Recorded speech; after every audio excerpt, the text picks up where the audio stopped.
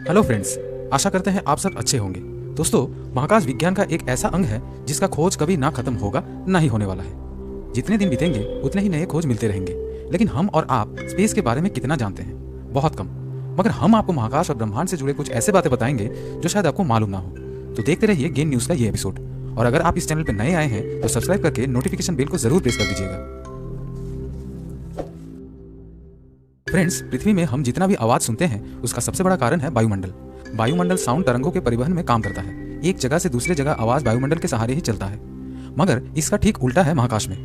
Space में कोई वायुमंडल नहीं होता, इस कारण वहाँ एकदम शांत परिवेश है और कोई ग्रेविटी ना होने के कारण कोई भी वस्तु या फिर इंसान तैरते रहते हैं। किसी भी स्पेस शिप के साथ अगर एस्ट्रोनॉट्स बंधे ना हो तो महाकाश में खो जाएंगे और उनको ढूंढना नामुमकिन हो जाएगा। हाँ, और एक बात, आप लोगों को लग रहा होगा कि अंतरिक्ष यात्री पृथ्वी से तब कैसे संपर्क करते होंगे, तो चलिए इसका जवाब भी दे देते हैं। रेडियो तरंगों से। रेडियो वेव के सहारे अंतरिक्ष यात्री धरती में बने स्पेस स्टेशन के साथ संपर्क साधते हैं। हम सबको पता है कि बुध यानी मरकरी ग्रह सूरज के नजदीक है, तब जरूर इसका तापमात्रा अन्य ग्रहों के मुकाबले सबसे ज्यादा होगा। लेकिन ऐसा नहीं है। मरकरी में वायुमंडल प्रॉपर ना होने के कारण सूरज से निकला तापमात्रा वहां नहीं रुकता, बल्कि वापस फैल जाता है। सौरमंडल में सबसे ज्यादा टेम्परेचर होता है वेनस में। शुक्र ग्रह में कार्बन डाइऑक्साइड होने के कारण सूरज से निकला गर्मी वायुमंडल के अंदर ही रह जाता है, बाहर नहीं निकल पाता। इसके कारण वहाँ तापमान 462 डिग्री सेल्सियस रहता है, जो कि सौरमंडल का सबसे गर्म ग्रह है। दोस्तों, धूमकेतुओं को देखना किसे नहीं पसंद है? हमारे स्कूल में हेलेस कॉमेट के बारे में सुना था। उसके ऊपर हमारी उत्सुकता तभी से बढ़ी, लेकिन अपने आंखों से देखने का सौभाग्य शायद हम कम लोगों को मिला होगा, क्योंकि ये सामान्य धूमकेतु नहीं है। हर 76 वर्ष बाद ये पृथ्वी से दिखाई देता है। पिछली बार इसको 1986 में देखा गया था और अगली बार 2061 और 2062 के बीच किसी एक समय देखा जा सकता है। सूरज हमारे सौरमंडल के केंद्र में है और इसी को चक्कर लगा रहा है पृथ्वी और सब ग्रह। वैज्ञानिकों का मानना है कि सौरमंडल के ज्यादातर ग्रह, एस्टेरॉइड्स और कई चीजें हैं जो सूरज से टूटने के कारण बने हैं, यानी ये सब सूर्य के अंश हैं। लेकिन क्या आपको मालूम है, सौरमंडल के अंतर्गत जितने ग्रह, उपग्रह, एस्टेरॉइड्स, धूल, गैस, इन सब का लगभग मिला के जितना द्रव्यमान निकलता है उसका 99% सिर्फ सूरज का ही है। इसी के कारण सूरज का ग्रेविटेशनल फोर्स ग्रहों के ऊपर इतना ज्यादा काम करता है। ब्रह्मांड कितना विशाल है इसका अंदाजा लगाना मुश्किल है, और इस ब्रह्मांड में कितने आकाशगंगाएं हैं ये भी खोज के विषय है। लेकिन कुछ के बारे में जानकारी लगाया जा चुका है, जैसे कि एंड्रोमेडा, मिल्की वे, वर्लपुल और कई गैलेक्सीज। इनमें से मिल्की वे गैलेक्सी में है हमारे मध्यम वर्गीय तारा सन। खोजकर्ताओं के मुताबिक अब तक 125 बिलियन गैलेक्सीज को देखा जा सकता है या फिर इनके बारे में पता लगाया जा सकता है। और हमारे मिल्की वे आकाशगंगा में 100 से 400 बिलियन तारे हैं। पृथ्वी से सबसे नजदीक में स्थित स्पाइरल गैलेक्सी है एंड्रोमेडा गैलेक्सी। एंड्रोमेडा जैसे कुछ और गैलेक्सियों के बारे में आपको हमारे इस चैनल में मिल जाएगा। अब आते हैं पृथ्वी से सबसे दूर में स्थित गैलेक्सी GN-Z11 पे। ये सप्तर्षि तारा मंडल के अंतर्गत हाई रेडशिफ्ट आकाशगंगा है, जो 32 बिलियन लाइट ईयर्स दूरी में स्थित है। करमान लाइन एक ऐसा अंतर्राष्ट्रीय मान है जिससे पृथ्वी का वायुमंडल और अंतरिक्ष में सीमा और उनके बीच का फासला नापा जाता है।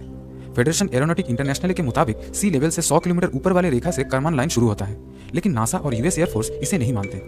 उनका ये नाप समुद्र के जलस्तर से 80 किलोमीटर ऊपर में से शुरू होता है। अंतरिक्ष में वायुमंडल नहीं है, लेकिन अंतरिक्ष का तापमान है। बैकग्राउंड रेडिएशन, जो कि एक इलेक्ट्रोमैग्नेटिक रेडिएशन है, उसके अनुसार स्पेस में तापमान -270.45 डिग्री सेल्सियस है। दोस्तों, वेनस को अपने एक्सिस में एक चक्कर घूमने के लिए 243 पृथ्वी दिवस के बराबर समय लगता है, लेकिन सूरज के चारों ओर घूमने में 224.7 पृथ्वी दिवस लगता है। सच में दोस्तों, कितना स्लो है ये वेनस। जानते हैं दोस्तों, अंतरिक्ष में एक ही प्रकार का दो धातु किसी भी कारण अगर मिल जाता है तो वो स्थायी रूप से मिलके एक ही हो जाता है।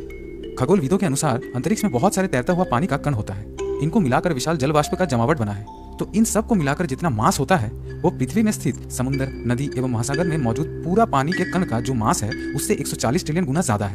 माउंट एवरेस्ट पृथ्वी का सबसे ऊंचा पर्वत चूड़ा है, लेकिन इसका 2.5 गुना ऊंचा एक ढाल ज्वालामुखी है मंगल ग्रह में। ओलिम्पस मॉन्स नाम का ये ज्वालामुखी अंतरिक्ष का सबसे बड़ा और सौरमंडल का सबसे ऊंचा पर्वत है, जिसका ऊंचाई डेटम से 21,287.4 मीटर ऊंचा है। जियोडेटिक डेटम धरती में किसी स्थान को पता लगाने का संदर्भ बिंदु है।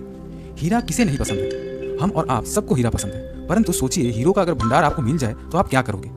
इतना सोचिए मत दोस्तों। वो खजाना पृथ्वी से दूर और एक बहिर्ग्रह में है।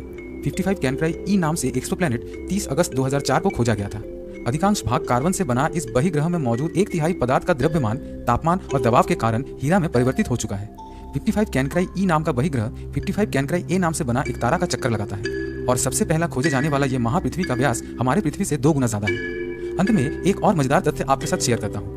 नासा के द्वारा स्वीकृत सूट का कीमत इतना $US है। सूट का कीमत इतना क्यों हुआ जानते हैं? बैकपैक और कंट्रोल मॉड्यूल के कारण, जो कि इन पूरा कीमत का 70% है। तो दोस्तों, ये था आज का फैक्ट्स। फिर मिलते हैं अगले एपिसोड में, लेकिन जाने से पहले वीडियो को लाइक और शेयर करना ना भूलें। धन्यवाद।